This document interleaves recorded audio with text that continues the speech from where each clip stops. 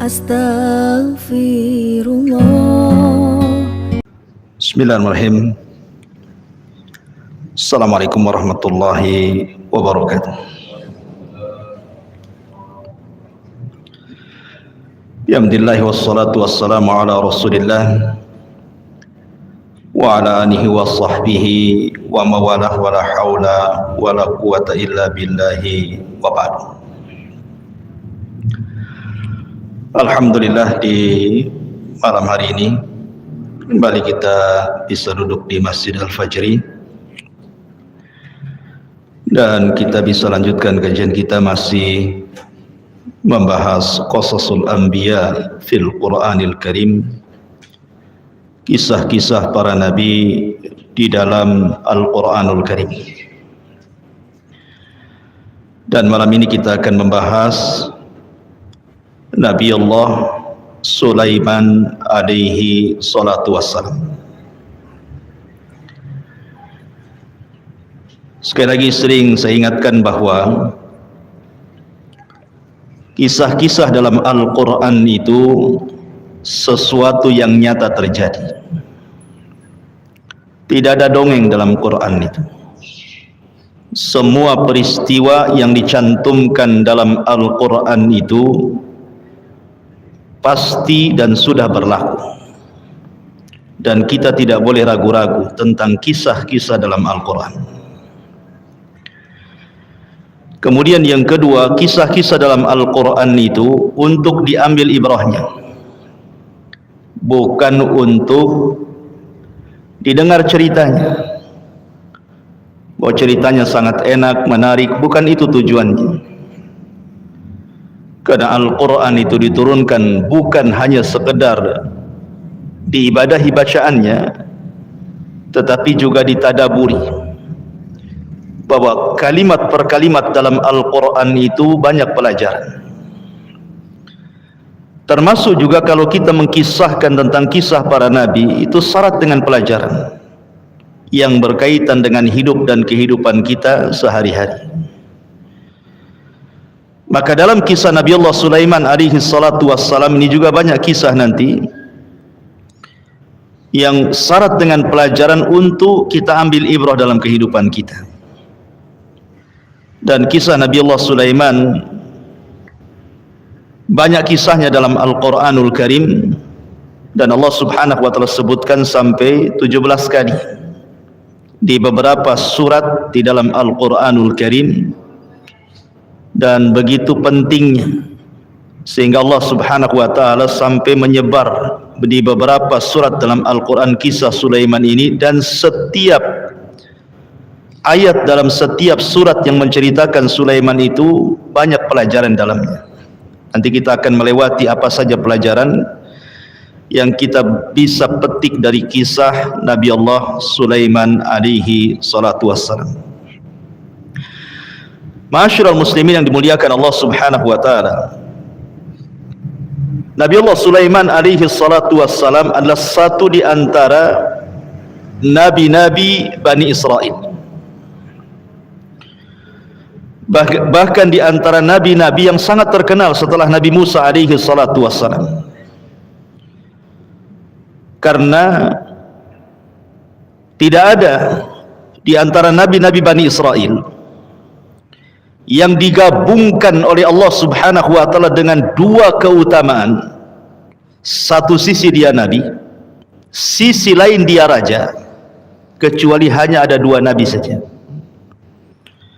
Pertama Nabi Allah Sulaiman alaihi salatu wassalam, yang kedua bapaknya Nabi Allah Daud alaihi salatu wassalam. Ma'asyiral muslimin yang dimuliakan Allah subhanahu wa ta'ala, dalam Al-Quran surah Al-An'am Allah subhanahu wa ta'ala sebutkan di antara keutamaannya adalah pada ayat ke-84, wa nuhan hadaina min qablu wa min dzurriyyatihi Dawuda wa Sulaiman wa Ayyuba wa Yusufa wa Musa wa Harun wa kadzalika nazzil muhsinin. Dan Nuh kami telah berikan petunjuk kepada dia sebelum para nabi yang lainnya. Kemudian dari turunannya di sana ada Daud, Sulaiman, Ayub, Yusuf, Musa, Harun. Begitulah kami akan membalas orang-orang yang berbuat baik. Allah Subhanahu wa taala memuji mereka dalam ayat ini. Bahkan lebih tegas lagi disebutkan dalam surah Al-Anbiya ayat 79. Allah mengatakan fafahamnaha Sulaiman.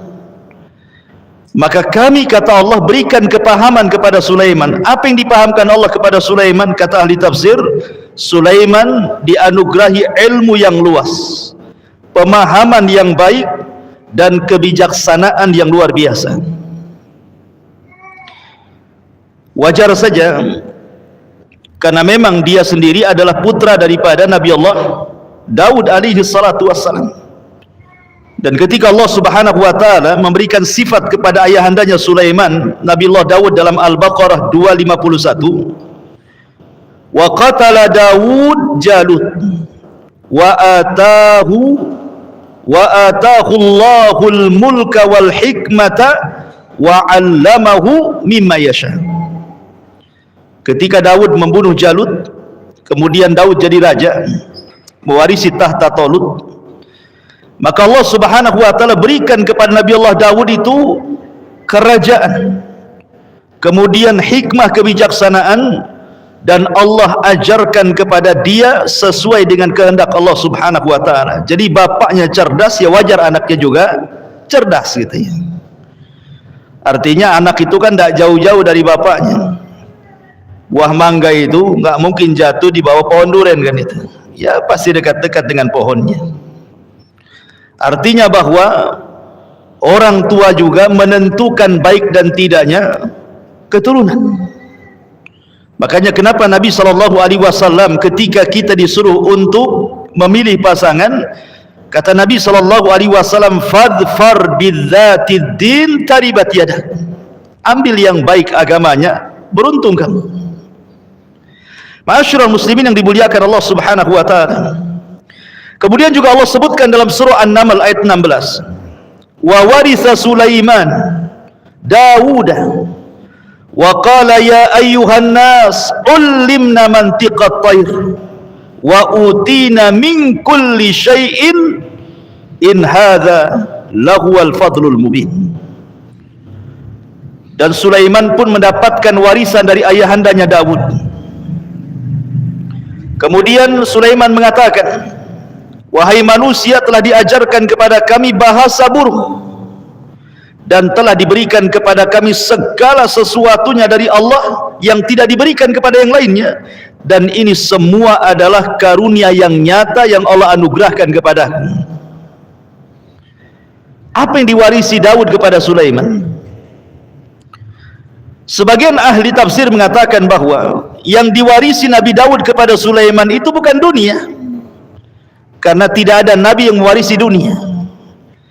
Makanya Nabi SAW bersabda, innal ulama warathatul anbiya wa innal anbiya lam yuwarrithu dinaran wala dirhaman walakin warrathul ilma faman akhadahu akhadha bihaddin wafir.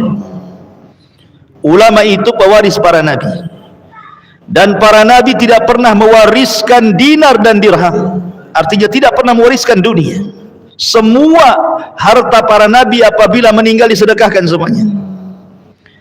Tetapi yang diwariskan mereka adalah ilmu, maka barang siapa yang mengambilnya, maka dia telah mengambil yang baik untuk kehidupannya. Jadi Nabi Allah Sulaiman alaihi salatu wassalam diberikan dua warisan. Pertama, warisan kerajaan dari Allah Subhanahu wa taala. Kemudian yang kedua, ini yang paling penting adalah warisan yang disebutkan oleh Imam At-Tabari rahimahullahu taala, maksudnya adalah warisan al-ilmu alladzi kana ataahu Allahu fi hayati.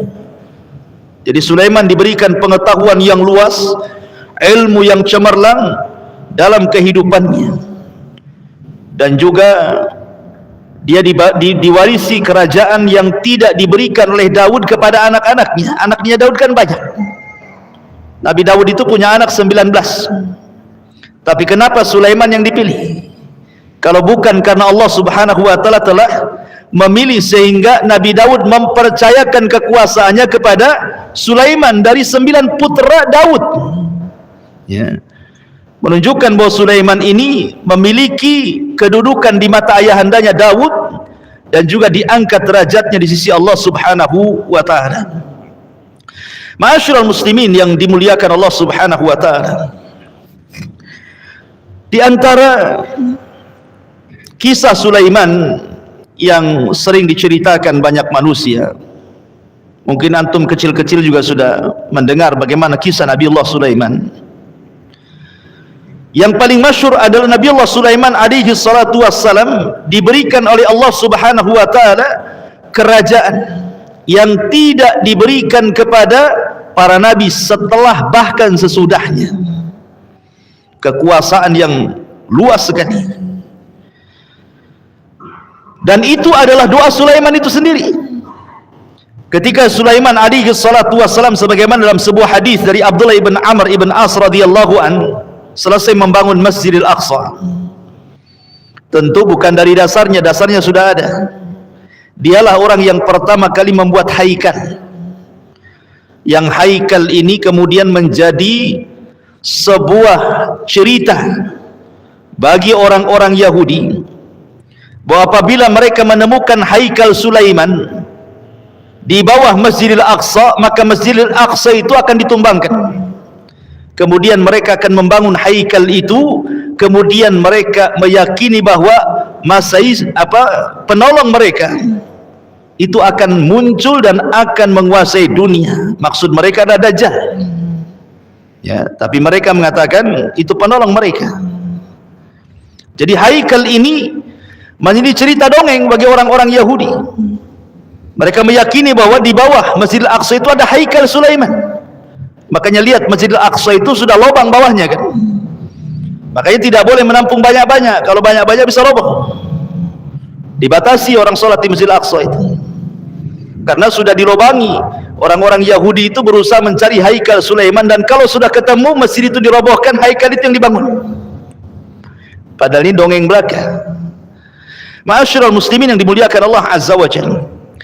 Setelah kemudian Sulaiman selesai membangun Masjidil Aqsa dan membangun haikal, maka Nabi Allah Sulaiman meminta kepada Allah Subhanahu wa taala 3 perkara.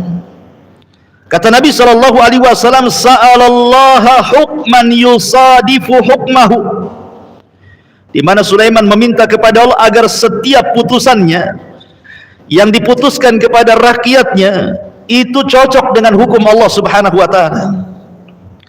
Yang kedua, wa mulkan la yanbaghi li ahadin min ba'di.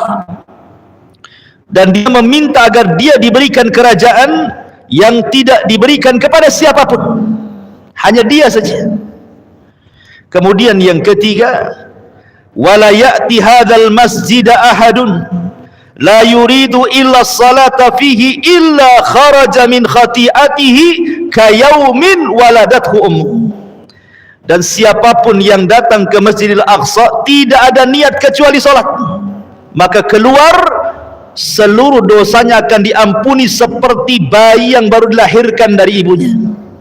Kata Nabi sallallahu alaihi wasallam, amma thintani faqad utiyahuma. Adapun yang 2 sudah Allah kabulkan. Adapun yang ketiga, wa ana arju an yakuna qad utiya thalitha. Aku hanya berharap mudah-mudahan yang ketiga juga dikabulkan. Artinya setiap yang sholat di Masjidil Aqsa keluar sudah diampuni dosanya seperti bayi yang dilahirkan. Kenapa? Karena Rasul pernah sholat di situ. Kapan? Ketika peristiwa Isra dan Mi'raj, dia jadi imam di situ. Ya. Lah di antara kekuasaan Sulaiman yang ma'ruf adalah dia sanggup memahami bahasa binatang. Mau binatang terbang, mau binatang yang melata di bumi, mau binatang jinak sampai kepada binatang buas, mau binatang kecil sampai kepada binatang besar, Sulaiman paham dengan bahasa itu. Dan inilah keistimewaan Sulaiman yang tidak diberikan kepada yang lainnya. Bukan hanya mampu menundukkan binatang, dari yang jinak sampai yang buas, dari yang terbang sampai yang melata di bumi, sampai kepada makhluk yang tidak bisa dilihat, jin. Sulaiman bisa menundukkannya. Padahal jin kan tidak bisa dilihat. Jin itu ghaib bagi kita. Karena Allah Subhanahu wa taala yang mengatakan innahum yarakum min haitsu la tarawnahum. Mereka melihat kalian, kalian tidak melihat mereka. Makhluk yang tidak bisa dilihat bisa tunduk kepada Sulaiman. Ini kan luar biasa. Bahkan awan dan angin semua tunduk kepada Sulaiman. Nanti ada kisahnya. Tapi dari sini menunjukkan bahwa lihat Allah Subhanahu wa taala melimpahkan karunia-Nya kepada siapa yang dikehendakinya. Dan Allah berikan kepada Sulaiman kelebihan yang tidak ada para nabi yang lainnya. Bahkan Nabi SAW suatu ketika beliau sempat sholat, kemudian dalam sholatnya diganggu oleh jin, oleh syaitan. Maka ditangkaplah oleh Rasul, kemudian terkena lehernya, tercekiklah leher jin itu, jin jahat yang menggoda Nabi itu. Kemudian keluar liurnya. Dan Rasul mengatakan, aku merasakan liurnya syaitan itu dingin di tanganku. Kemudian Rasul mengatakan, kalau aku tidak ingat laula du'a'u akhihi Sulaiman, kalau bukan karena doa saudaraku Sulaiman, di mana Sulaiman berdoa kepada Allah Subhanahu wa taala, wa mulkan la yambagi li ahadin min ba'di, bahwa tidak boleh ada yang memiliki kekuasaan setelah dia, siapapun di alam semesta setelahku. Makanya Rasul melepaskan setan itu. Kata Rasul, kalau aku tidak ingat doa ini, sudah aku gantung tuh si jin yang menggangguku di tiang masjid supaya manusia besok melihatnya, katanya. Menunjukkan Nabi SAW mengakui kekuasaan Sulaiman, kan? Dilepasnya oleh Rasulullah SAW jin itu. Ya. Dari sini menunjukkan bahwa kisah Sulaiman ini kisah seorang Nabi yang besar. Makanya Imam Mujahid mengatakan bahwa raja di bumi ini yang paling luas kekuasaannya itu cuma 4. Raja yang pernah menguasai di bumi dari mulai Adam sampai akhir kiamat nanti itu cuma ada 4 saja. Yang paling besar kekuasaannya, hampir separuh bumi dia kuasai. 2 mukmin, 2 kafir. Yang mukmin Nabi Allah Sulaiman alaihi salatu wassalam, kemudian yang kedua Dzulqarnain. Dan yang kafir Namrud dan Bukhtun Nasr yang menghancurkan Palestina sehancur-hancurnya dan membantai orang-orang Yahudi kali itu. Tetapi dari 4 raja yang besar yang pernah menguasai dunia, baik yang mukmin atau yang kafir, yang paling mutlak kekuasaannya adalah Nabi Allah Sulaiman alaihi salatu wassalam. Yang paling luas kekuasaannya, yang paling berkuasa atas izin Allah Subhanahu wa taala dari 4 raja penguasa dunia ini adalah Nabi Allah Sulaiman alaihi salatu wassalam. Ma'asyiral muslimin yang dimuliakan Allah Subhanahu wa taala. Tadi saya sudah katakan bahwa kisah Sulaiman ini di Quran disebutkan sampai 17 kali. Di antaranya disebutkan dalam surah Al-Baqarah, Al-An'am, Al-Anbiya, An-Naml, As-Saba, kemudian Sad, dan begitu seterusnya. Baik, kita mulai kisah Nabi Allah Sulaiman alaihi salatu wassalam. Siapa Nabi Allah Sulaiman ini? Nabi Allah Sulaiman alaihi salatu wassalam adalah putra daripada seorang nabi, Nabi Allah Daud alaihi salatu wassalam. Dan Nabi Allah Sulaiman alaihi salatu wassalam adalah ahadu muluk mamlakati Israel al-muwahhidah. Jadi ketika Daud dan Sulaiman berkuasa, Bani Israel tidak berpecah. Tidak berpecah, menjadi satu. Ya. Tetapi setelah Sulaiman meninggal dunia, Bani Israel terpecah jadi 2. Ada kerajaan sebelah timur, ada sebelah utara. Lah, kerajaan yang ada Yerusalemnya di situ dikuasai oleh anak cucu Yahuda, yang kemudian disebut bangsa Yahudi. Kemudian terjadi cekcok antara 2 kerajaan ini. Kemudian turunan Yahuda menyerbu Bani Israel yang sebelah timur. Akhirnya menyatu. Sejak itulah yang dikenal oleh kita bukan Bani Israel, tetapi Yahudi sampai hari ini. Kita kenal Yahudi saja. Ya. Karena sebagian Penamaan Yahudi itu salah satunya adalah ada yang mengatakan karena dia adalah turunan putra Yakub namanya Yahuda ibn Yakub, maka turunan disebut Yahudi. Ada yang mengatakan Yahudi itu diambil dari kalimat hudna ilaika. Hudna ilaik itu artinya kami bertobat kepadamu ya Rabb. Ketika Musa kemudian menasihati Bani Israel karena penyembahan mereka terhadap sapi, anak sapi yang dibuat Samiri itu, kemudian mereka mengatakan hudna ilaika, kami bertobat kepadamu ya Rabb. Hudna, dari sini kemudian mereka disebut Yahudi. Ada juga yang mengatakan bahwa Yahudi itu disebut dari tahawudah. Mawaddah artinya kecintaan, karena asas mereka itu di atas kecintaan. Tetapi Yahudi zaman sekarang mana ada cinta, mereka membantai kaum muslimin di mana-mana. Ya. Tetapi pendapat yang kuat wallahu alam bahwa penamaan Yahuda itu karena Yahudi itu diambil dari nama kakek buyut mereka Yahuda ibnu Yakub, makanya turunannya disebut Yahudi. Adapun kemudian kabilah-kabilah 12 yang lainnya dari kabilah-kabilah Bani Israel tidak dikenal lagi. Yang dikenal Yahudi sampai hari ini, sekali lagi saya katakan, karena setelah wafatnya Sulaiman, Bani Israel terpecah menjadi dua. Yang satu dikuasai turunan Yahuda, yang satu dikuasai turunan yang lainnya. Kemudian yang turun Yahuda ini menjajah yang lainnya, maka jadi satulah di atas kekuasaan turunan Yahuda. Sejak itulah nempel kalimat Yahudi sampai hari ini. Ya. Maka kita katakan Yahudi. Ya. Padahal bisa saja bukan semua turunan Yahuda kan, bisa saja turunan Nabi Yusuf, turunan Binyamin, turunan Lawi, turunan yang lainnya kan itu. Tetapi kemudian terglobalkan dengan nama Yahudi sampai hari ini. Ma'asyiral muslimin yang dimuliakan Allah Subhanahu wa taala. Kembali ke kisah.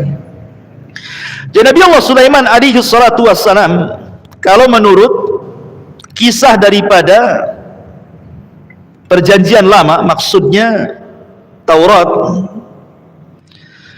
bahwa Nabi Sulaiman itu adalah nabi yang ke-48 menurut mereka dari nabi-nabi Bani Israel.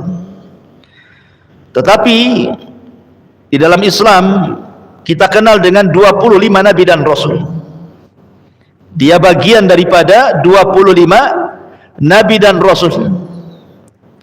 Dan kita katakan bahwa Sulaiman itu nabi.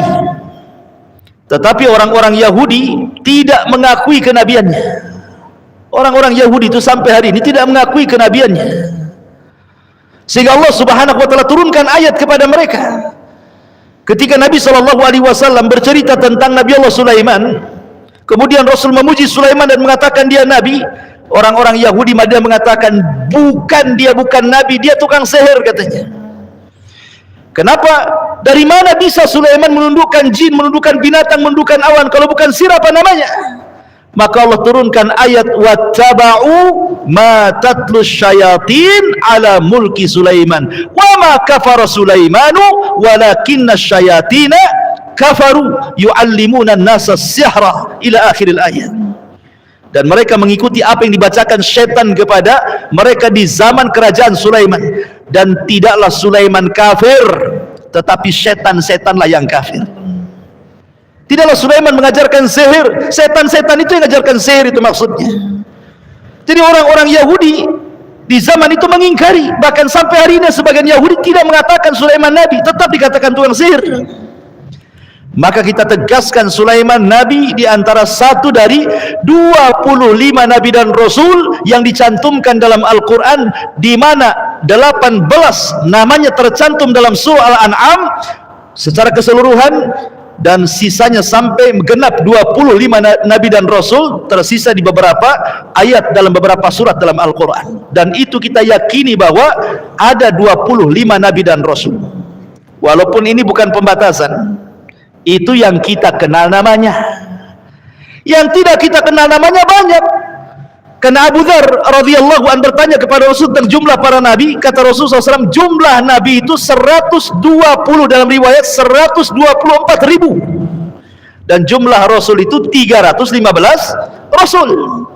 Makanya kalau akidah ahli sunnah wal jamaah, ketika kita beriman kepada para rasul, maka para ulama mengatakan kita beriman dengan para nabi dan rasul yang kita kenal namanya, ataupun yang tidak kita kenal namanya, kita wajib beriman. Ya. Ma'asyiral muslimin yang dimuliakan Allah Subhanahu wa taala.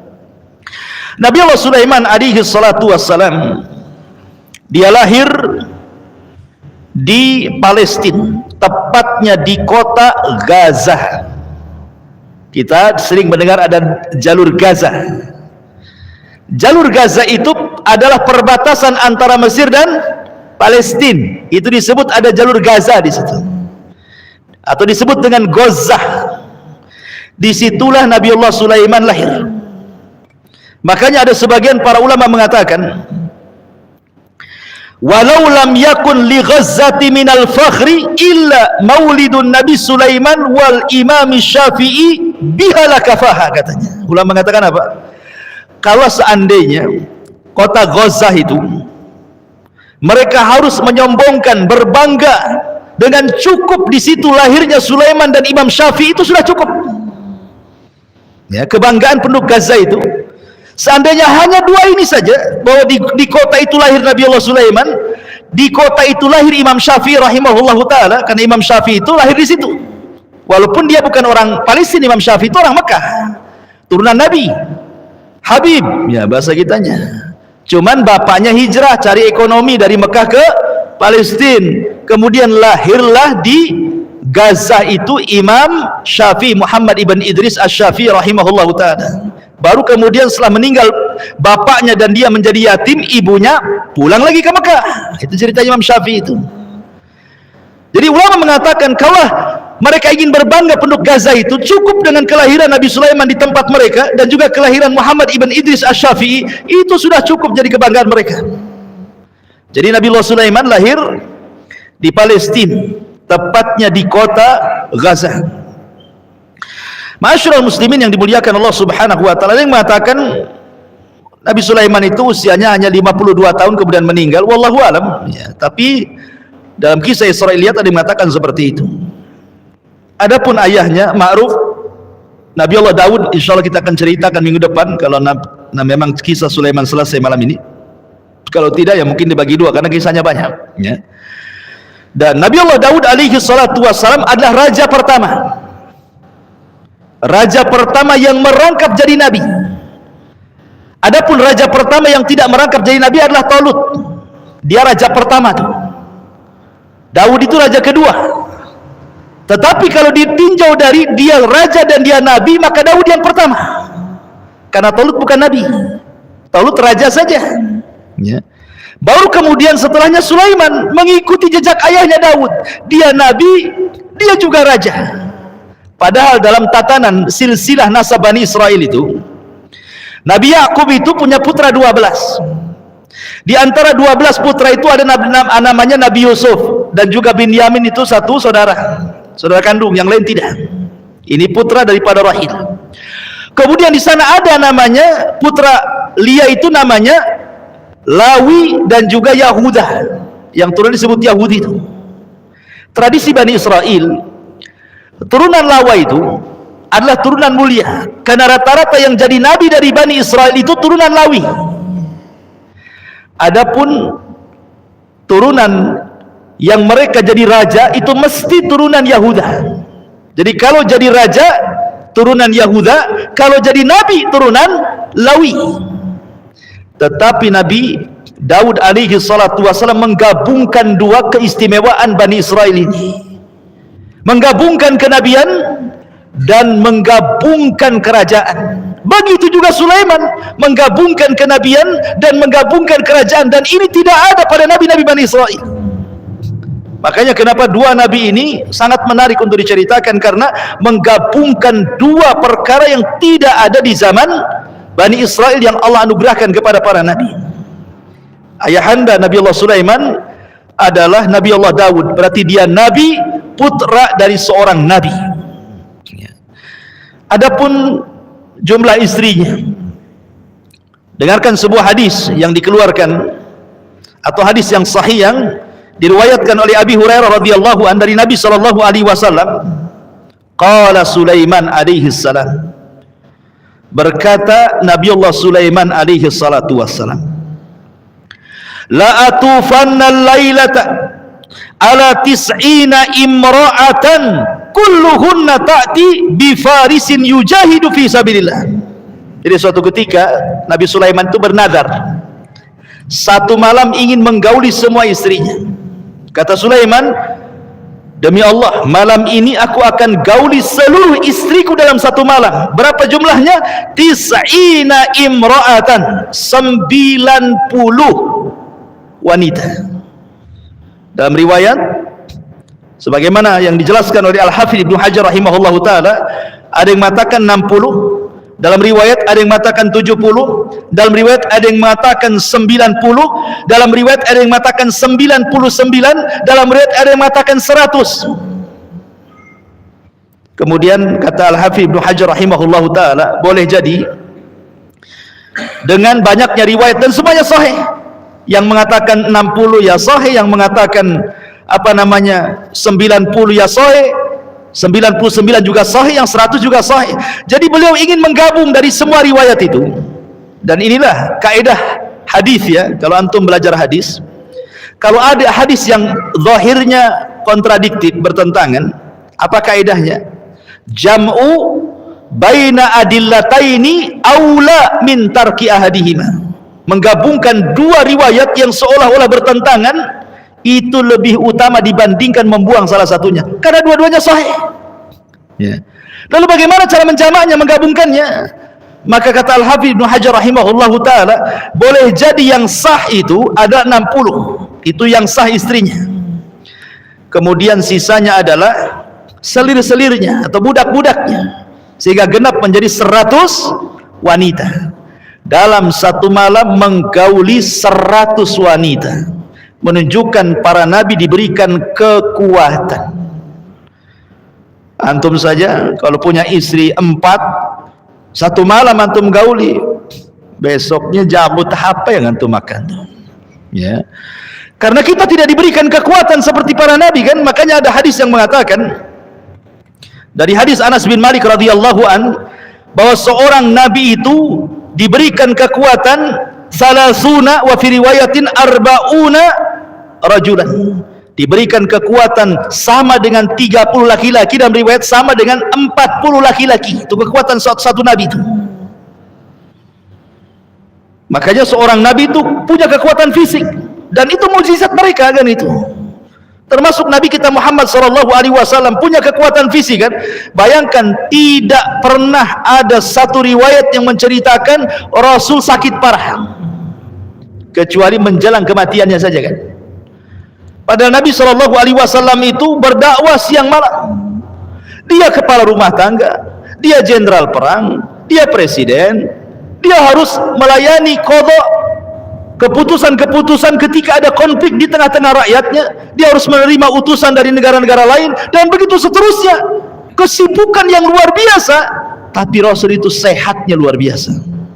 Sampai-sampai para ulama ada yang menulis tentang Tibun Nabawi, bagaimana Nabi itu sehat. Kemudian diteliti dari mulai tidurnya sampai bangunnya, mulai jalannya sampai larinya, dan begitu seterusnya. Kalau kita mengikuti cara-cara Nabi SAW, pasti kita sehat. Kalau menyelisih cara-cara Nabi, ya banyak penyakit itu. Bahkan tidurnya Nabi saja mukjizat. Tidurnya Nabi lah mukjizat. Kalau kita ikut tidurnya Nabi, itu sehat tuh. Tapi kebanyakan kita kan menyelisih tidurnya Nabi, ya wajar macam-macam penyakit masuk dalam badan kita ini ya. Ma'asyiral muslimin yang dimuliakan Allah Azza wa Jalla. Lah kemudian Nabi Sulaiman mengatakan, saya dalam satu malam ini akan menggauli semua istriku, dan aku berkeinginan nanti kalau seandainya setiap wanita yang kugauli itu memiliki anak, dan setiap satu wanita satu anak laki-laki, aku akan jadikan setiap anakku menjadi pejuang di jalan Allah Subhanahu wa taala. Menjadi pejuang di jalan Allah, menjadi mujahid fi sabilillah. Tetapi Nabi Allah Sulaiman dilupakan tidak mengucap insya Allah. Harusnya dia mengatakan insya Allah. Sebab kalimat insya Allah ini penting. Sesuatu yang kita kehendaki, kalau Allah tidak berkehendak, tidak akan terjadi. Sesuatu yang Allah kehendaki, kalau kita yang tidak berkehendak, tetap terjadi ya.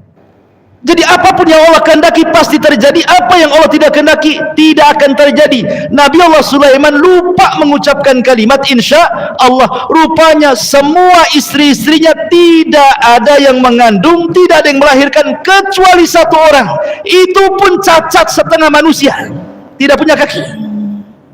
Ya, ya. Gara-gara tidak mengucapkan insya Allah, punya anak cacat, tidak punya kaki, separuh manusia. Dari sini kata para ulama, hendaklah seseorang itu jangan pernah meninggalkan kalimat insya Allah. Karena Nabi pun pernah diuji gara-gara tidak mengucap insya Allah ini. Ketika datang orang-orang musyrik kepada Nabi SAW setelah mendapatkan modal pertanyaan dan jawaban dari orang-orang Yahudi, ketika itu orang-orang Yahudi mengatakan kepada pembesar musyrik, tanyakan kepada yang ngaku Nabi di Mekah itu, katanya, kalau dia sanggup menjawab dengan 3 soalan berarti dia Nabi, kalau tidak berarti dia bukan Nabi, itu Nabi kaleng-kaleng tuh.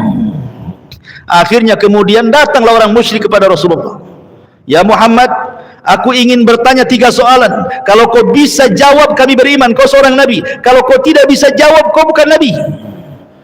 Saking senangnya Rasul mereka akan beriman, kata Rasul mengatakan ghadan, katanya, besok jawabannya. Lupa pula mengucapkan insya Allah. Pas besoknya Jibril pula tak turun. 2 hari Jibril tak turun, seminggu Jibril tak turun, 2 minggu Jibril tak turun, 3 minggu Jibril, sudah 1 bulan Jibril tak turun, sesak dari Nabi. Orang-orang sudah mengatakan, aduh tuh Nabi kaleng-kaleng, mana katanya besok, sampai kapan besoknya katanya, ini sudah 1 bulan, sesaklah dada Nabi. Baru turunlah Jibril memberitahu jawabannya. Itu akibat tidak mengucapkan insya Allah. Bahkan orang kafir sekalipun, orang kafir, ya, kalau dia mengucapkan insya Allah, terkadang sesuatu yang tidak mungkin terjadi jadi terjadi. Contoh, nanti di akhir zaman Ya'juj wa Ma'juj itu kan berada di balik benteng yang dibuat oleh Dzulqarnain. Sampai hari ini tidak bisa keluar tuh.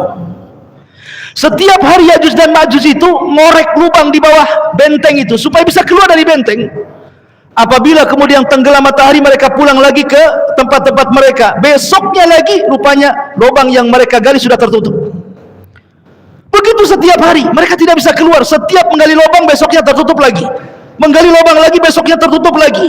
Tapi nanti di akhir zaman, ketua Ya'juj dan Ma'juj akan mengatakan kepada anak buahnya, dia mengatakan, nahfiru ghadan insyaallah, insyaallah besok kita lanjutkan pekerjaan kita, katanya.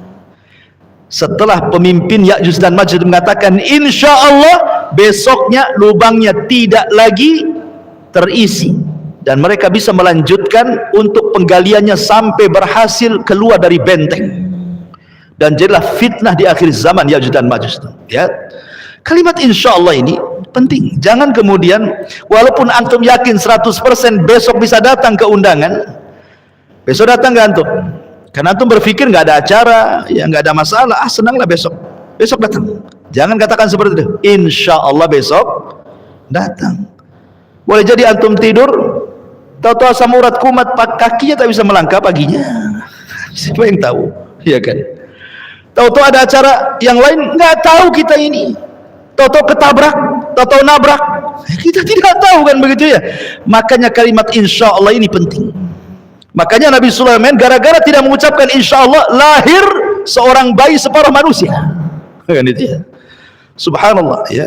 Ma'asyiral muslimin yang dimuliakan Allah Subhanahu wa taala. Ya, dari sini menunjukkan bahwa jumlah istri Sulaiman itu ada 100 kan itu. Ada yang mengatakan yang 60 sah, yang lainnya adalah selirnya atau budak-budaknya, hamba sahayanya, wallahu a'lam. Ya, itu berdasarkan hadis yang sahih yang saya sebutkan tadi. Baik. Di antara keutamaan Nabi Allah Sulaiman, dia seorang nabi ini sifat-sifatnya luar biasa. Kenapa? Nabi Allah Sulaiman alaihi salatu wassalam itu sangat dicintai rakyatnya. Senang, rakyatnya itu senang kepada Nabi Allah Sulaiman, menjadi seorang pemimpin yang disenangi rakyatnya. Karena ada sifat-sifat yang ada pada Sulaiman yang menjadikan kenapa kemudian dia dicintai oleh rakyatnya Bani Israel.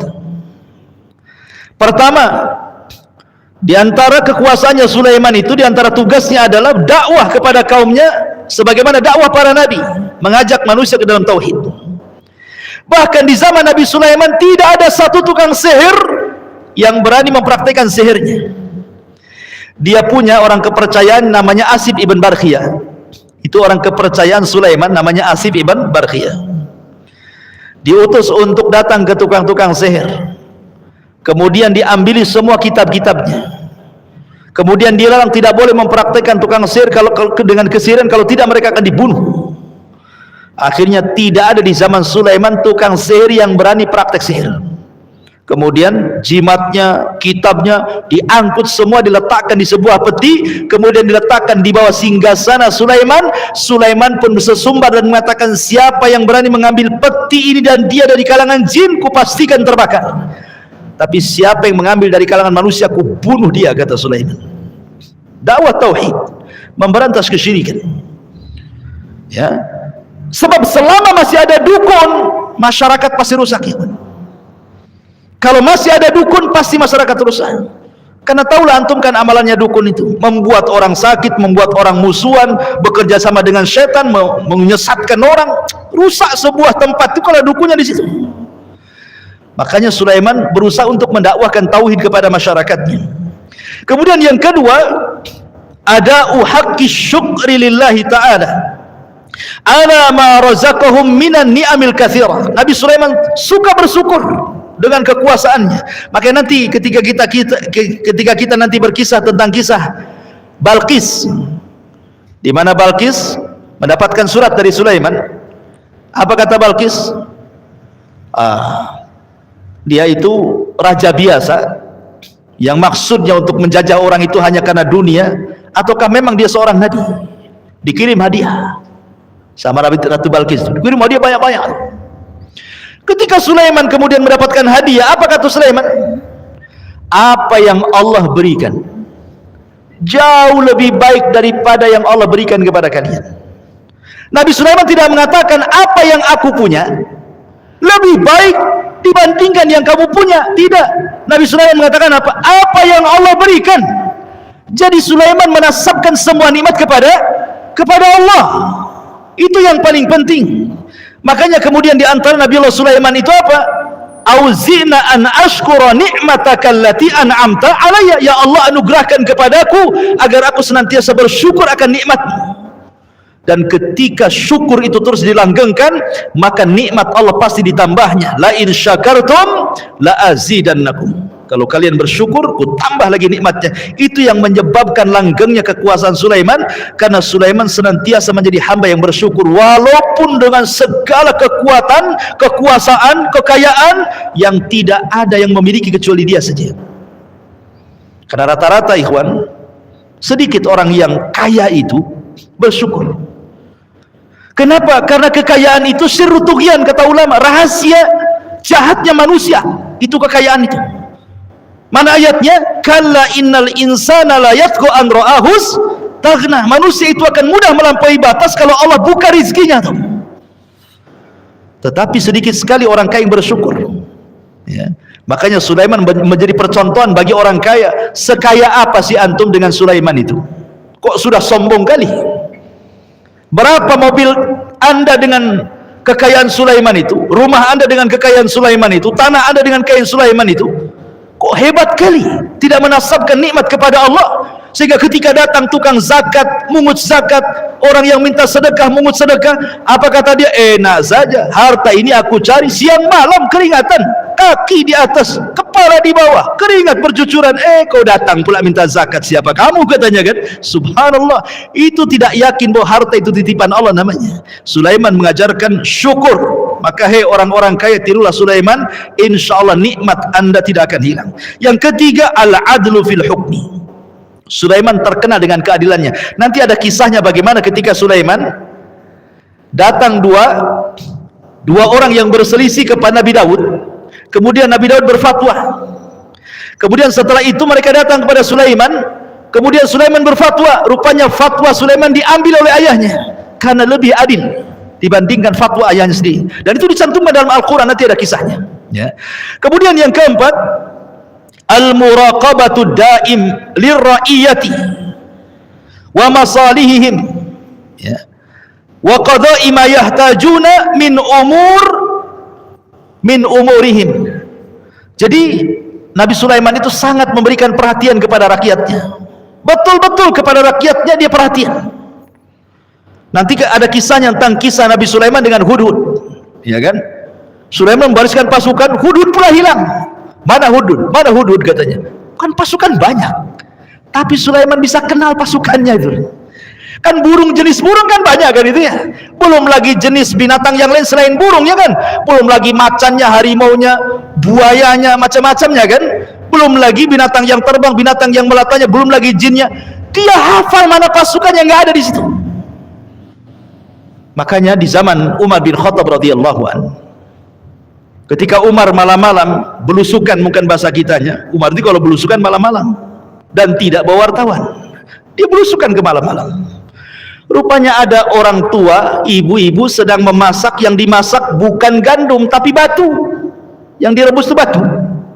Di sekitarnya anak-anaknya lagi nangis-nangis, nunggu kok nggak matang-matang masakannya. Gimana mau matang yang dimasak batu? Itu.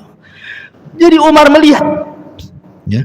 Kemudian wanita ini tiba-tiba mendoakan, aku akan adukan Amirul Mukminin di hadapan Allah, katanya. Dia Umar di situ, ya. Aku akan adukan Umar bin Khattab radhiyallahu anhu, katanya, Amirul Mukminin. Masa dia tidak peduli dengan rakyatnya? Lihat anakku kelaparan, katanya. Umar menangis. Kemudian dia bertanya kepada wanita itu, masih juga tidak kenal Umar bin Khattab itu. Akhirnya Umar pulang, dibawanya dia gandum, dimasak sendiri, ditiup sendiri, sampai akhirnya jadi makanan, disuapinnya sendiri anak-anaknya. Sampai kemudian Umar mengatakan, besok akan kutambah lagi bekalmu, tapi kau datang ke Baitul Mal, katanya. Ketika dia datang ke Baitul Mal, dia melihat Umar bin Khattab radhiyallahu anhu sedang kerumuni orang. Siapa itu? Itu Amirul Mukminin. Wah, kaget dia. Gitu. Ya.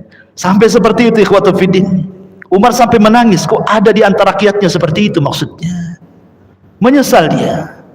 Sampai dia minta keridhaan kepada wanita itu, jangan diadukan perkara dia dengan Allah Azza wa Jalla. Karena kullukum ra'in wa kullukum mas'ul. Setiap pemimpin itu ada tanggung jawabnya dan akan ditanya di hadapan Allah Azza wa Jalla. Lah Nabi Sulaiman mengajarkan bagaimana menjadi seorang pemimpin. Dia tahu rakyatnya itu, sampai kepada Hudhud dia tahu, ya. Dan ini menunjukkan bahwa Sulaiman luar biasa memperhatikan rakyatnya. Itu yang menjadikan rakyatnya cinta dengan Sulaiman. Kemudian juga al-ibtiad anil zulmi, dia berusaha untuk tidak menzalimi orang, bahkan binatang pun tidak dizalimi.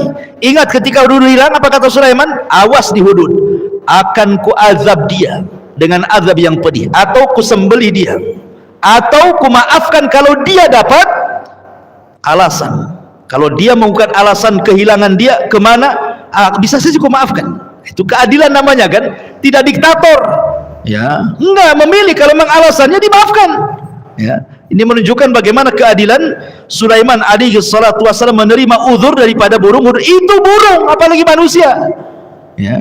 Dan nanti ada kisahnya. Ini kisi-kisinya dulu kita jelaskan. Jadi, dan di antara sifatnya Sulaiman luar biasa, dia orangnya takwa, taat kepada Allah Azza wa Jalla. Sampai nanti ada cerita dengan kuda. Sulaiman itu hobinya memandang kuda perang.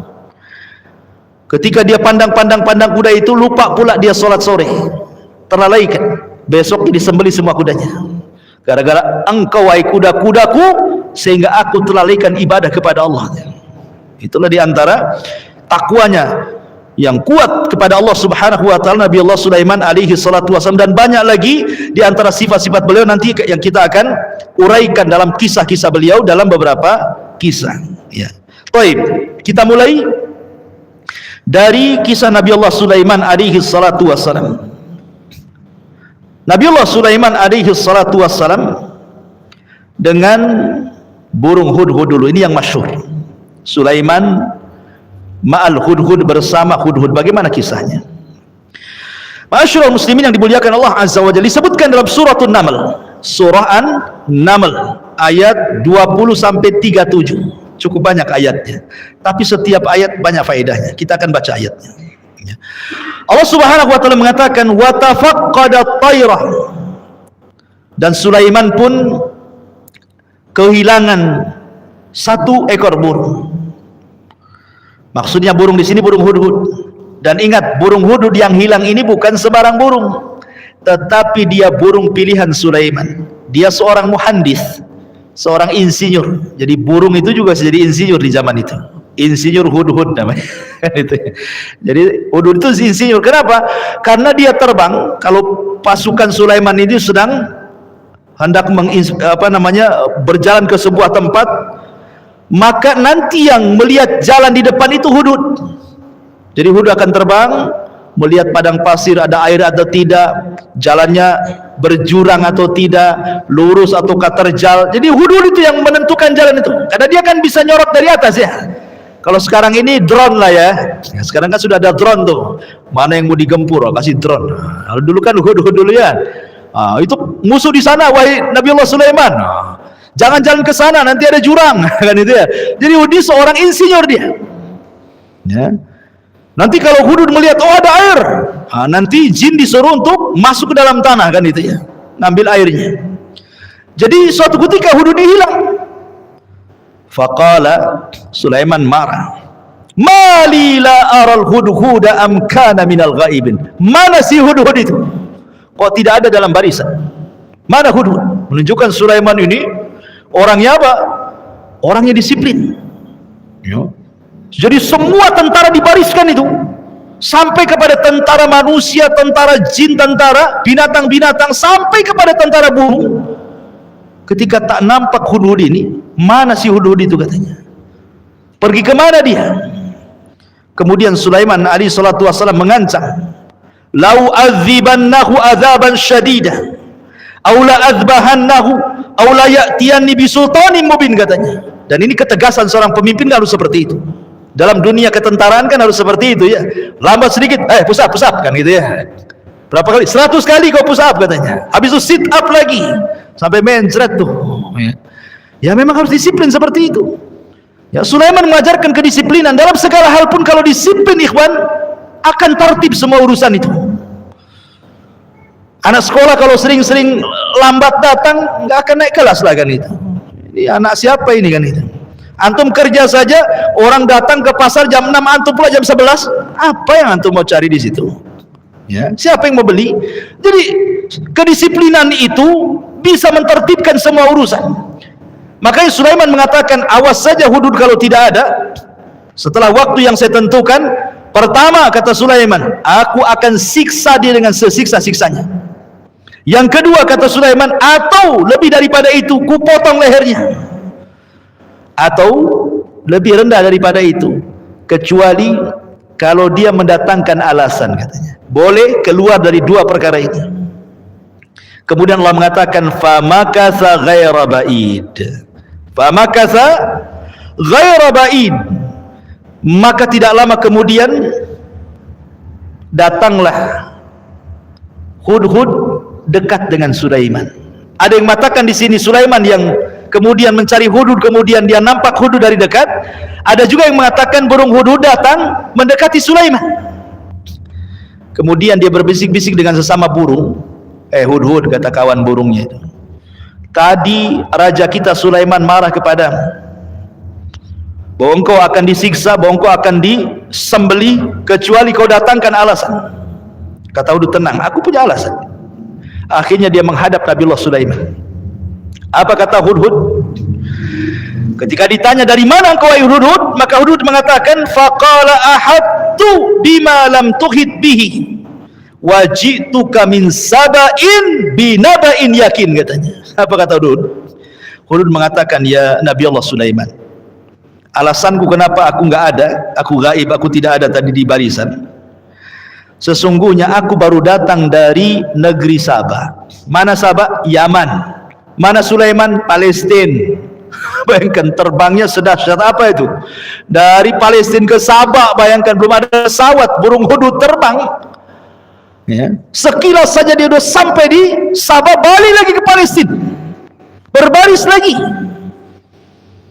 Kata hudhud kepada Sulaiman, Dia mengatakan, ya Nabi Allah Sulaiman, aku telah mengetahui sesuatu yang engkau tidak tahu.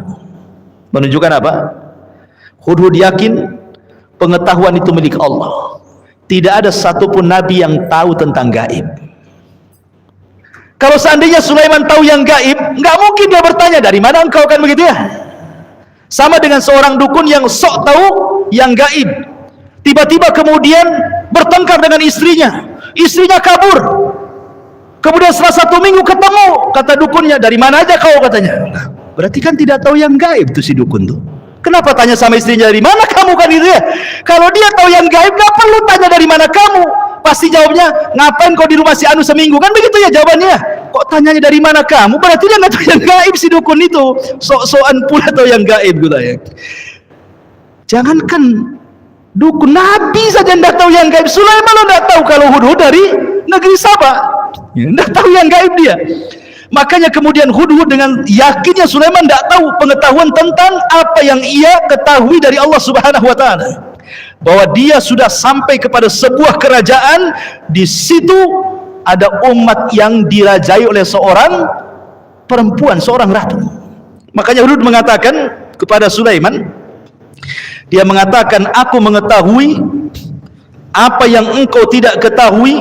Sungguh aku baru saja sampai di negeri Sabah membawa berita yang sangat meyakinkan untukmu. Ini berita yang bagus, wahai Sulaiman.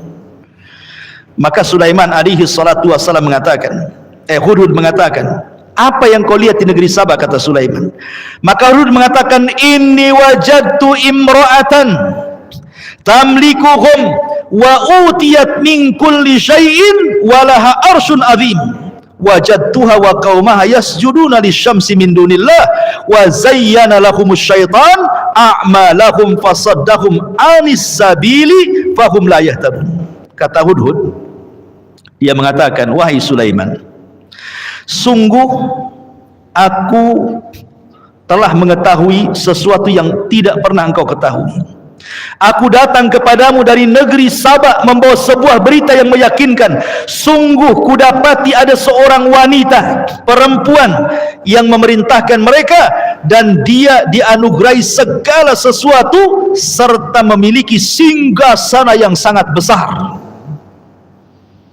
Tapi Hudhud mengatakan, tetapi kata Hudhud, aku dapati dia, wanita itu, dan kaumnya menyembah matahari bukan kepada Allah, dan setan telah menjadikan terasa indah bagi mereka perbuatan-perbuatan buruk mereka sehingga menghalangi mereka dari jalan Allah, maka mereka pun tidak dapat petunjuk. Subhanallah. Di sini Hudhud memberikan pelajaran kepada kita, ikhwan, bahwa setiap binatang itu adalah muwahhid, ahli tauhid. Semua binatang itu ahli tauhid. Tidak ada binatang yang menyekutukan Allah, hanya manusia saja yang menyekutukan Allah itu. Buktinya Hudhud tidak suka dengan orang-orang yang menyembah matahari, kan? Dia ngomong sama Sulaiman, aku dapati, wahai Sulaiman, itu sang ratu dan semua pengikutnya semua menyembah matahari, padahal harusnya mereka menyembah Allah, kata Hudhud. Lihat, Hudhud saja tahu apa itu tauhid. Dari sini menunjukkan bahwa semua binatang itu muwahhid. Semua binatang itu mentauhidkan Allah Subhanahu wa taala. Makanya Allah mengatakan, wa in min kulli syai'in illa yusabbihuna bihamdi walakin la tafqahuna tasbihahum. Segala sesuatu yang Allah ciptakan itu mereka bertasbih kepada Allah, cuman engkau saja yang tidak tahu tasbih mereka. Kalau Allah perdengarkan kambing bisa bicara dengan tasbih mereka, antum akan dapati mereka mengucapkan alhamdulillah. Kalau seandainya ayam-ayam yang sedang bertasbih, antum perdengarkan tasbih mereka, maka mereka akan mengucapkan alhamdulillah. Itu yang kita dengar dari mereka. Cuman kan kita tidak paham bahasa mereka.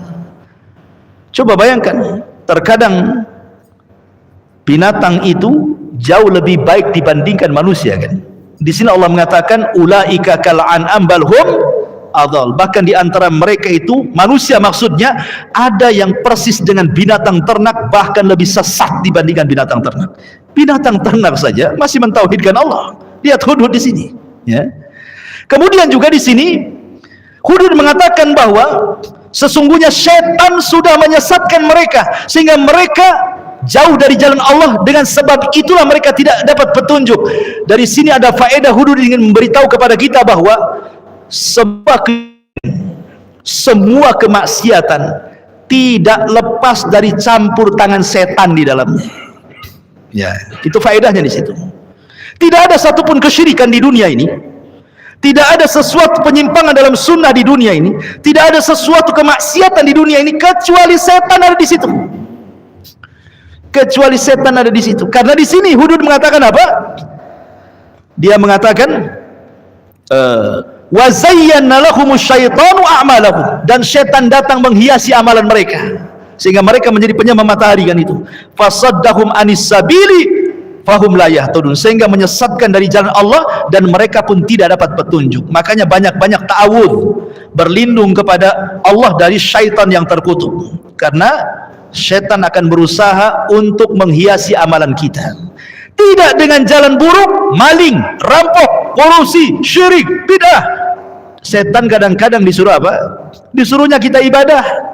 Banyak-banyak kau sholat tapi riya, banyak-banyak kau sedekah supaya dipuji orang, banyak-banyak kau berbuat baik supaya orang anggap Pak Haji, Pak Ustadz, Pak Kiai. Kan itu dibuatnya dia beramal soleh tetapi untuk diperlihatkan kepada manusia. Jadi setan itu dari dua jalan, disuruhnya kita sesat atau disuruhnya sok-sok ibadah padahal untuk riya saja, buang-buang waktu saja ibadahnya. Ma'asyiral muslimin yang dimuliakan Allah Azza wa Jalla. Baik, kemudian Hudhud melanjutkan ceritanya. Kata beliau, alla yasjudu lillahi alladhi yukhrijul hubba fis samawati wal ardi wa ya'lamu ma tukhfuna wa ma tu'linun.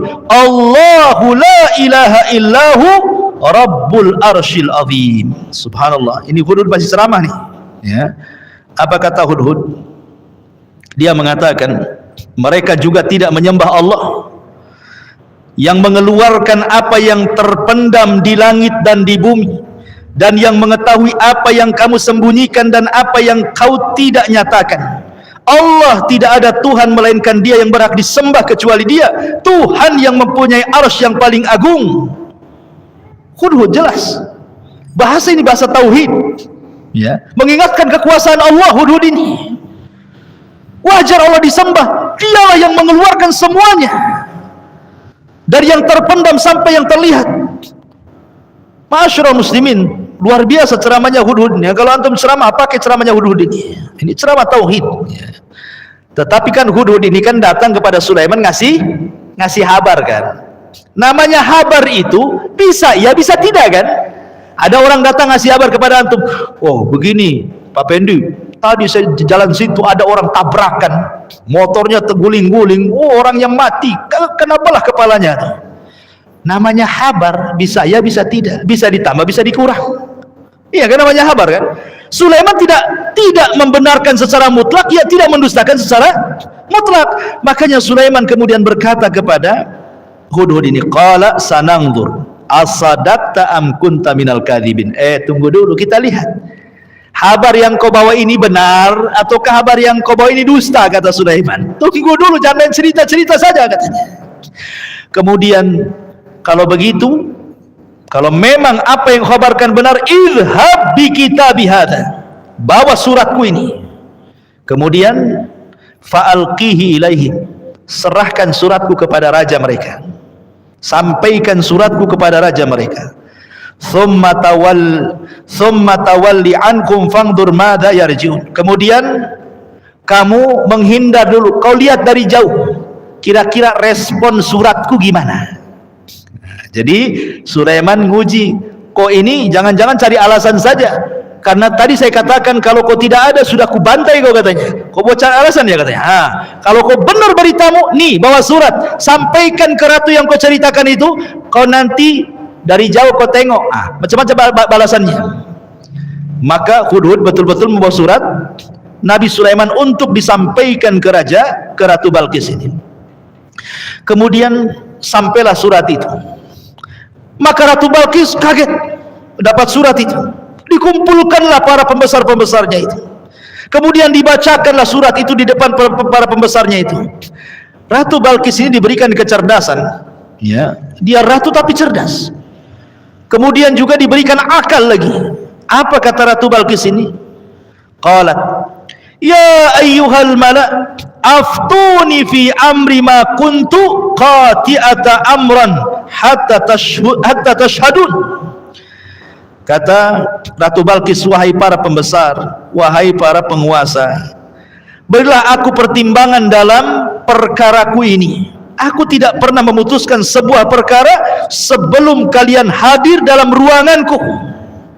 Ini ada surat dari Sulaiman ini. Macam mana pendapat kalian? Aku tidak bisa memutuskan diriku sendiri. Menunjukkan ini wanita berakal nih, ya, tidak memutuskan sendirian, tetapi bersama-sama ada rapat.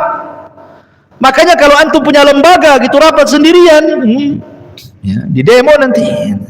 Tapi kalau antum rapat dengan pengurus yang lain, kan dapat ide-ide cemerlang. Oh, jangan beginilah Pak Ketua, begini saja. Nanti kalau begini kan begitu ya. Yang oh jangan, nanti begini. Jadi begono-begono jadinya kan gitu ya. Jadi akhirnya muncullah sebuah ide dengan yang jauh lebih baik, lebih bijak, ya, lebih rahim dan begitu seterusnya gitu ya. Jadi itulah kecerdasan dan akal Ratu Balkis. Dia ingin meminta pendapat para pembesarnya. Kemudian kata para pembesarnya, qalu, mereka mengatakan, kata para pembesarnya, mereka mengatakan, nahnu ulu quwwatin wa ulu ba'sin syadid wal amru ilaik fangduri madza ta'murin. Wahai ratu, kita ini orang kuat di sini, pasukan kita banyak, kita biasa perang, kita kuat, ya. Kalau kau perintahkan perang, kita perang, ya. Tapi tergantung keputusan. Kalau kita mau damai, terserah kamu. Di sini menunjukkan kedudukan siapa? Ratu Balkis. Tidak bisa diatur oleh para menterinya. Menunjukkan bahwa ini ratu cerdas. Tidak bisa diatur begitu saja. Tidak langsung, oh itu kurang aja ratu, perang aja kita. Kan enggak gitu, ya. Mereka masih menghargai sang ratu kan. Gini aja ratu, terserah engkau lah. Kalau kau perintahkan kami perang bersama pasukan Sulaiman, kita perang, kita bertempur. Tapi kalau engkau perintahkan kita damai, kita damai. Bagaimana caranya? Terserah kamu, katanya. Subhanallah ya, kedudukan ratu di tengah-tengah kaum Saba ini. Kemudian setelah mengumpulkan apa nasihat daripada Ratu Balkis, nasihatnya bagus sekali. Dinasihatinya para pembesar itu, ya. Ketika mereka kemudian merasa punya kekuatan, punya pasukan, mungkin kalau sekarang ini punya persenjataan, tentaranya banyak, punya nuklir dan macam-macam gitu kan.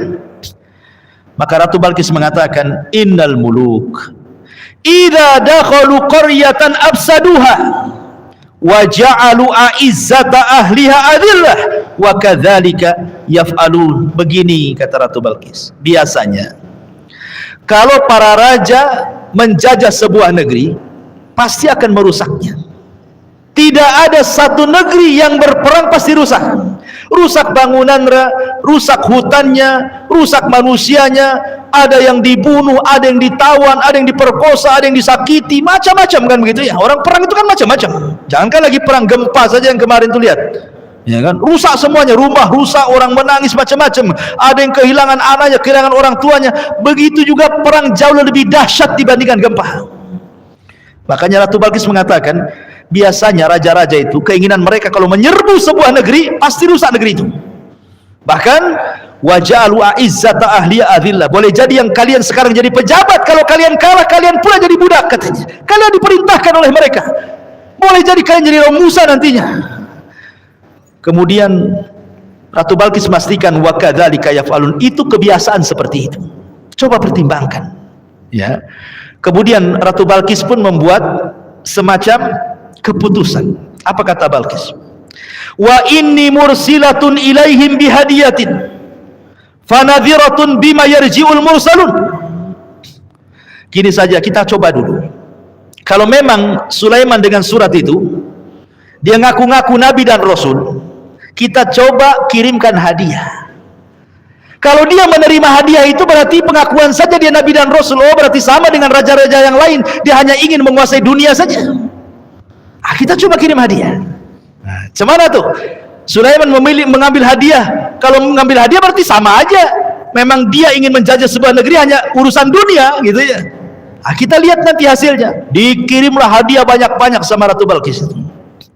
Kemudian setelah sampai, falamma jaa Sulaiman qala atumiddunani bimalin fama atani Allahu khairun mimma atakum bal antum bihadiyatikum tafrahun. Kemudian kata Sulaiman ketika sampai itu hadiah yang banyak di depannya, dia mengatakan, apakah kalian akan menyogokku dengan harta, katanya. Apakah kalian menyogokku dengan harta? Oh, tidak bisa. Apa yang Allah berikan kepadaku jauh lebih hebat dibandingkan Allah berikan kepada kalian. Tadi saya sudah singgung bagaimana Sulaiman menasabkan nikmat kepada Allah. Sulaiman tidak mengatakan apa yang kupunya jauh lebih hebat daripada apa yang kau punya, tapi Sulaiman mengatakan apa yang Allah berikan. Masih ingat Allah bahwa semua adalah pemberian Allah. Itu yang paling penting dalam hidup itu. Jangan diakui ini milik kita. Jangan lagi soal harta, soal rumah, soal kendaraan. Badan antum itu milik Allah. Makanya tidak boleh antum potong jari antum. Itu bukan hak antum potong jari, karena jari antum milik Allah. Makanya kenapa hukuman orang yang bunuh diri itu dilamahkan di neraka sampai bahasa hadis itu khalidan finnar, dikekalkan di dalamnya. Maksudnya bukan kekal seperti orang kafir, tidak, tapi saking lamanya gitu maksudnya. Ya, karena orang bunuh diri itu dia bukan sedang membunuh dirinya, dia sedang menyakiti hak Allah. Badan itu milik Allah, kenapa kau bunuh diri? Ya, ma'asyiral muslimin yang dimuliakan Allah Subhanahu wa taala. Jadi Sulaiman mengingatkan kepada Ratu Balqis, apa yang Allah kasih jauh lebih hebat dibandingkan yang Allah kasih kepada kalian. Bukan itu tujuanku. Ya. Kemudian ma'asyiral muslimin yang dimuliakan Allah Azza wa Jalla, Sulaiman mengatakan, irji ilaihim. Sini kamu yang bawa surat utusan Balqis, balik kau ke kerajaanmu, katanya. Ingat, falanatiyannahum bijunudin la qibala lahum biha wala nukhrijannahum minha azillatan wa hum saghirun. Subhanallah, ini diancam nih Sulaiman. Apa kata Sulaiman kepada utusan itu? Pergi kamu, bawa surat ini. Ingat, kami pasti akan datang kepada mereka dengan bala tentara yang mereka tidak mampu melawannya, dan akan kami usir mereka di negara Saba secara terhina, dan mereka akan menjadi tawanan yang hina di hadapanku, kata Sulaiman. Masuk Islam atau kami gempur kalian. Nah, gitu bahasanya. Jadi, oke, ini kisah Sulaiman dengan Ratu Saba sampai di sini. Ya. Sekarang kita masuk kepada tanggapan Sulaiman setelah mendapatkan hadiah. Dia kumpulkan orang-orangnya. Sebagaimana tadi Ratu Saba mengumpulkan orang-orangnya, ini Sulaiman mengumpulkan pasukannya juga tuh. Mau ngasih arahan. Ya. Apa kata Sulaiman? Qala ya ayyuhal malau ayyukum ya'tini bi arsyiha qabla an ya'tuni muslimin. Kata Sulaiman sambil dia duduk. Sulaiman itu kebiasaan dari mulai terbit matahari sampai zuhur, maka dia akan duduk di singgasananya, akan menerima keluhan-keluhan, aduan-aduan atau saran-saran. Ya, jadi dari duha sampai zuhur saja. Itulah Sulaiman berjumpa dengan rakyatnya. Jadi di waktu itu Nabi Sulaiman punya keyakinan bahwa Ratu Balqis pasti beriman. Dia punya keyakinan Ratu Balqis beriman. Kenapa? Sulaiman yakin bahwa Ratu Balqis akan masuk Islam. Ya. Karena Sulaiman melihat akal yang dimiliki Ratu Balqis. Dia tidak menghadapi surat Sulaiman itu dengan apa? Dengan kekerasan, kan? Padahal dia seorang ratu, besar kekuasaannya, kan? Bisa saja ini kurang ajar aja ini, kita perang aja, kan begitu, kan? Tapi ngasih hadiah, menunjukkan ada kelembutan tuh di hati Ratu Balqis itu. Maunya berdamai, tidak mau perang, gitu maksudnya. Yang kedua, melihat orang yang membawa surat itu. Jadi Sulaiman sangat yakin ini ratu ini berakal, pasti beriman dia. Makanya Sulaiman kemudian membuat cara bagaimana mendatangkan Balqis ke Palestina dari Sabah itu. Dengan cara apa? Mendatangkan istananya. Diangkat istananya, dibawa ke Palestina, dari Yaman ke Palestina. Kemudian Sulaiman mengatakan, wahai para pembesar, siapa di antara kalian yang sanggup membawa istana Ratu Balqis kepadaku sebelum mereka datang kepadaku menyerahkan diri, maksudnya beriman. menjadi Islam. Sebelum mereka masuk Islam, kita angkat istananya dulu katanya. Yakin kan Sulaiman mereka akan masuk Islam itu kan? Karena tadi melihat akal yang dimiliki Ratu Balqis itu. Harusnya begitu para wanita itu, punya akal. Ya, karena banyak wanita di zaman sekarang itu yang akalnya kurang. Tidak punya akal. Bahkan saya katakan banyak wanita yang tidak punya akal ketika mereka tidak beriman dan tidak ada aturan dalam Islam. Coba wanita di zaman sekarang membuka aurat sesuka mereka, ya, mengeluarkan kata-kata kotor suka mereka. Ada yang sudah berumah tangga sibuk dengan handphonenya, nggak pernah sibuk dengan suaminya. Ya, suami datang itu, kalau zaman dulu belum ada handphone itu pasti ditanya kan, capek ya bang ya? Ya, capek lah, sini adek uruti, itu zaman dulu. Ya, zaman sekarang datang suaminya ceritakan apa yang ditengok di YouTube. Tahu nggak bang? Tadi saya nengok ini, suaminya lelah capek dengerin. Akalnya hilang wanita zaman sekarang ini kan. Subhanallah. Ma'asyiral muslimin yang dimuliakan Allah Azza wa Jalla. Akhirnya kemudian qala ifritun min jinni anna atika bihi qabla an taquma min maqamik wa inni alaihi laqawiyyun amin. Dengan bangganya Ifrit itu di bawahnya iblis. Bayangkan. Ifrit itu di bawahnya iblis, jin yang paling kuat setelah iblis itu Ifrit namanya. Kuat dia.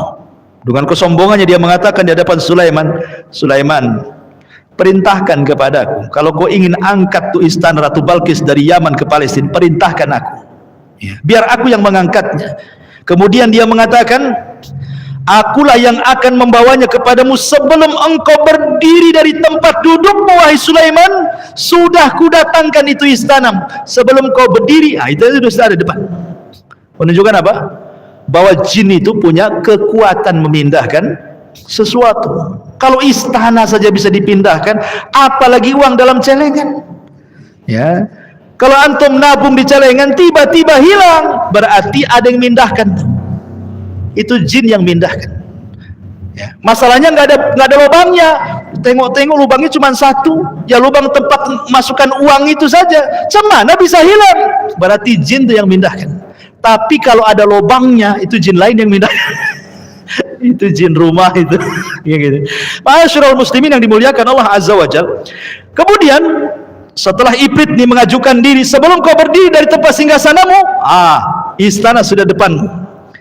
Qala alladhi indahu ilmun minal kitab ana atika bihi qabla an yartadda ilaika tarfu falamma ra'ahu mustaqirran indahu qala hadha min fadli rabbi liyabluwani aashkuru an aghfur wa man syakara fa inna ma yashkuru li nafsi wa man kafara fa inna rabbi ghaniyyun karim. Ketika Ifrit sudah mengajukan diri, sebelum kau berdiri dari tempat dudukmu, istana sudah depanmu. Ada lagi yang mengatakan seorang yang mempunyai ilmu dari kitab, maksudnya yang menguasai kitab Taurat. Ya, Tauratnya kan di zaman itu kan acuan mereka kitab Tauratnya Nabi Musa. Ya. Jadi dia mengatakan seseorang yang mempunyai ilmu dari kitab berkata, aku akan mampu membawakan singgasana Balqis ke hadapanmu dalam sekedip mata. Jadi kalau Ifrit ini sampai Sulaiman bangun, ini orang yang beriman, yang berilmu ini, jangan cerita bangun, kedipkan saja matamu wahai Sulaiman, istana sudah di sini katanya. Di sini menjadi khilaf para ahli tafsir, siapa orang ini? Kok hebat kali? Ifrit saja bawahan iblis, dia waktunya itu sampai Sulaiman bangun dari tempat duduknya, ini tidak sampai bangun, berkedip saja sudah. Ini kan hebat, sakti kali orang itu. Siapa orang ini? Ini jadi perselisihan para ulama. Ada 4 perselisihan para ulama, siapa orang yang sanggup memindahkan kerajaan Ratu Balqis Sabah yang ada di Yaman ke Palestina ini. Pendapat yang pertama, bahwa yang dimaksud di sini adalah Asif ibn Barkhiyah. Asif ibn Barkhiyah, orang yang paling dekat dengan Sulaiman. Namanya Asif ibn Barkhiyah. Dia orang yang menguasai kitab Taurat, menguasai Ismul A'zam, nama-nama Allah yang agung. Ya. Ini satu pendapat. Pendapat yang kedua, maksudnya yang ngomong beginilah jin tetapi yang muslim. Kalau Ifrit kan yang kafir tadi. Jadi ini yang satu jin kafir, si Ifrit ini, dia mengatakan, wahai Sulaiman, sebelum kau berdiri depan dudukmu, itu istana sudah depanmu. Jadi jin yang muslim. Gak enak nih, karena lihat sombong dia kan. Maka jin yang muslim mengatakan, ya Sulaiman, biar aku yang mindah, sebelum kau berkedip istana sudah depan. Ini pendapat yang kedua. Pendapat yang ketiga, maksudnya di sini Sulaiman sendiri. Ketika dia melihat kesombongan Ifrit mengatakan mampu memindahkan istana Ratu Balkis sebelum saya berdiri, kata Sulaiman, aku bisa mendatangkan sebelum aku berkedip, katanya. Jadi yang ngomong ini Sulaiman sendiri. Tapi ada juga yang mengatakan bukan jin dari kalangan muslim, bukan Asif ibn Barkhiyah, bukan juga Sulaiman, tapi yang ngomong ini malaikat Jibril. Yang ngomong ini adalah malaikat Jibril. Karena ketika melihat si syaitan ini, ya, Ifrit yang sudah tunduk kepada Sulaiman, dia dengan sombong yang mengatakan seperti itu, maka malaikat datang, aku bisa sebelum kau berkedip di istana sudah depanmu, katanya. Jadi ada 4 penafsiran para ulama tentang siapa yang memindahkan istana Ratu Balkis itu. Akhirnya kemudian ketika betul-betul mereka mampu mendatangkan istana di depan Sulaiman itu, apa yang terjadi? Sulaiman bersyukur kepada Allah. Dia mengatakan, hadza min fadli rabbi liyabluwani aashkuru am akfur. Ini semua karunia Allah, ya. Ini semua ujian bagiku, apakah aku bisa bersyukur dengan kekuasaan yang aku miliki, mampu memindahkan istana dengan pasukanku atau aku sendiri, gitu ya. Apakah aku menjadi orang kufur? Inilah kebalikan perkataan Sulaiman dengan perkataan Qarun.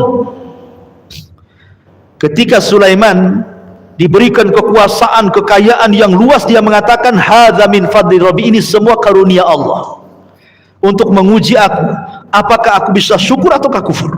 Tapi Qarun ketika sudah kaya, datang penarik zakat untuk minta zakatnya, apa kata Qarun? Innama utitu min ilmin indi, enak saja kau narik zakatku, katanya.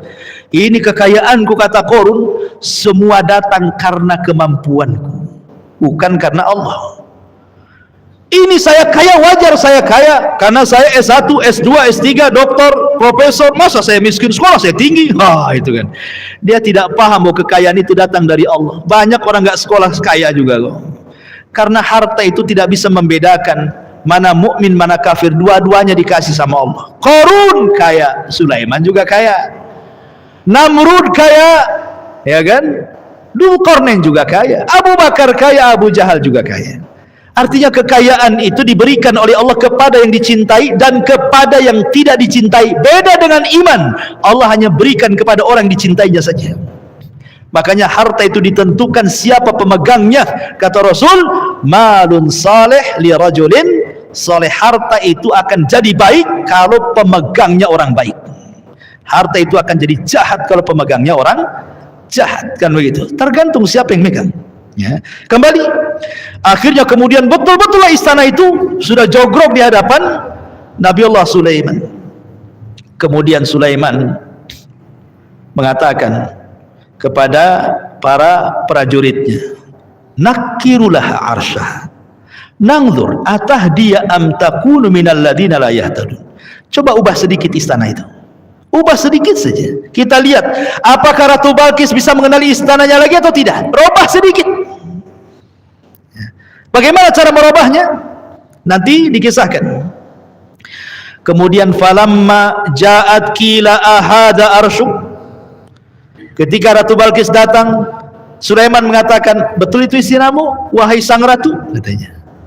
Kata Ratu Balkis, qalat ka'annahu wa utinal ilma min qabliha wa kunna muslimin. Kata Ratu Balkis, seakan-akan iya, mirip tapi kok beda. Karena sudah dirubah sama Sulaiman kan itu. Kayak iya tapi tidak, kayak tidak tapi iya. Itulah orang ragu-ragu namanya. Ya. Jadi macam iya tapi kok beda gitu ya bahasanya ya. Akhirnya kemudian setelah Sulaiman beritahu tidak, itulah istana. Kagetlah. Loh, istana ada di Yaman kok sekarang ada di Palestina, gimana cara mindahnya? Kayak kisah Aladin saja jadinya. Ya. Jadi ma'asyiral muslimin yang dimuliakan Allah Azza wa Jalla, makanya lanjut ayatnya kemudian, maka ketika Ratu Balkis datang ditanyakan kepadanya, serupakah ini singgasanamu wahai Balkis? Dia menjawab seolah-olah itu dia, dan dia Balkis pun berkata, kami telah diberi pengetahuan sebelumnya, karena Sulaiman kan terkenal masalahnya sampai ke negeri Sabah juga kan itu ya, dan kami adalah orang-orang yang berserah diri kepada Allah. Sekarang aku mengakui kau seorang nabi, aku beriman dengan agamamu. karena melihat mukjizat mampu memindahkan istana kan begitu ya. Ya siapa yang bisa mengalahkan Sulaiman? Bisa saja nanti ini istana dipindah, nanti pasukannya di istana ke tengah laut dipindah, bisa saja kan gitu ya. Habis pasukannya. Ya. Kan Sulaiman punya macam-macam jin banyak kan ini. Lah kalau seandainya Sulaiman mengerahkan pasukan jin serang dari sana, jin tak terlihat. Antum kalau kelahi dengan orang yang nggak kelihatan, kira-kira antum menang nggak? Atau yang nggak kelihatan itu yang menang? Tinggal jitak aja kepalanya antum nggak tahu dia di mana dia. Jadi siapa yang bisa mengalahkan tentara Sulaiman gitu ya? Belum lagi dari atas burung-burung, belum lagi harimaunya, belum lagi buaya daratnya dan begitu seterusnya, ikhwan. Masya Allah gitu ya. Pasukan Sulaiman luar biasa. Ma'asyiral muslimin, kemudian Allah mengatakan wasaddaha ma kanat ta'budu min dunillah innaha kanat min qaumin kafirin. Dan kebiasaannya menyembah selain Allah mencegahnya untuk melahirkan keislamannya. Sungguhnya dia Balqis dahulu termasuk orang-orang kafir, tapi kemudian dia masuk ke dalam Islam. Bagaimana Sulaiman merubah istana Balqis? Di sini disebutkan. Qila laha udkhulis sarha falamma ra'athu hasibathu lujja wa kashafat an saqaiha qala innahu sarhun mumarrad min qawarir qalat rabbi inni zalamtu nafsi wa aslamtu ma'a Sulaiman lillahi rabbil alamin. Kata Sulaiman, cobalah kau masuk ke istanamu tuh.